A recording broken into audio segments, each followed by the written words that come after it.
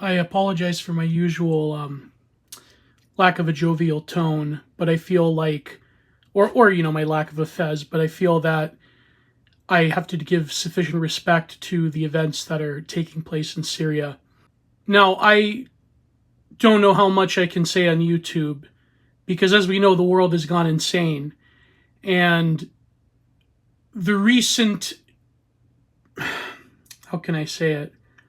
I'll say what they are. The recent massacres in Syria against Christians, Alawites, Druzes, the various other ethnic minorities have largely been treated with either silence by the Western media or, in some cases, where an official body of the EU is literally blaming the victims and saying that it was the previous guy that they color revolutioned and toppled.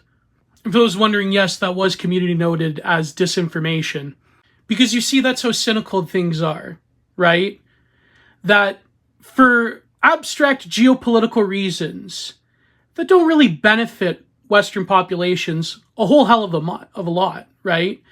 That for some reason you have to pick up a narrative, well, rather the media and all of these transnational progressive bodies have to pick up a narrative that one party is evil, one party is exactly like the narrative of the previous century, you know what I mean, the Austrian painter, and that the freedom fighters are the ones that are going to come in and liberate the people of Syria after the migrant crisis. Oh, by the way, has anyone moved back to Syria from Europe, from the various places in Europe, after that evil dictator was toppled by the freedom fighting jihad? Oh, I'm sorry, I shouldn't say the word.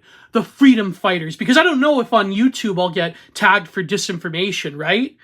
It's all a sick joke and it's all a sick game, okay? Because here's the kicker.